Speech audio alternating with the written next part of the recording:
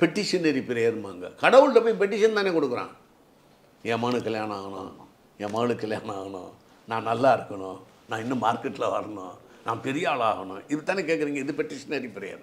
Colloquial ப்ரேயர்மாங்க. ஆண்டவா இன்னையா எப்போயா நான் காப்பாற்ற போகிறேன் அப்படின்னு ஆண்டவரோட பேசுகிறது கலோக்கியல் ப்ரேயர்.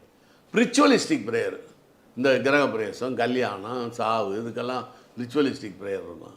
அப்புறம் தியானம் பண்ணுறது, அப்படி ஒரு ப்ரேயர் இருக்குது. அப்புறம் இரண்டரை கலக்கிறது, காட்டில் போய் உட்காந்துக்கிட்டு எந்த டிஸ்டர்பன்ஸும் வராமல். அப்போ இந்த மாதிரி என்னமோ செய்யும்போது சில சக்திகள் இருக்குது, இல்லைன்னு சொல்லலை. சில பேருக்கு பிறவியிலே இருக்குது. இதில் என்ன ஆச்சரியம்னு கேட்டிங்கன்னா, இந்தியாவில் இருக்கேன் பூரா சாமியை கனெக்ட் பண்ணியே சொல்கிறான். அது என்னன்னு எனக்கு புரியலை. இந்தியாவில் இருக்காங்கள்ல சாதுக்கள், சித்தர்கள், அவங்க எல்லாமே கடவுளை கனெக்ட் பண்ணி தான் சொல்கிறாங்க. நான் ராத்திரி இருந்தேன், எனக்கு வந்து கடவுள் வந்து கனவுல வந்து சொன்னார் அப்படி. ஆனால் வெளிநாட்டில் யாருமே இது வரைக்கும் சொன்னதில்லை. நீங்கள் பார்த்துருக்கீங்களா? இல்லை. தாமஸ் ஆல்வா எடிசன்லேருந்து, மார்கோனியிலேருந்து, அலெக்சாண்டர் கிரகம் பெல், ஐன்ஸ்டீனு, யாருமே எனக்கு கனவுல வந்து ஏசுனார் சொன்னாரோ இல்லை ஜஹோவா சொல்லிச்சுன்னோ இனிமேல் சொல்கிறதில்ல.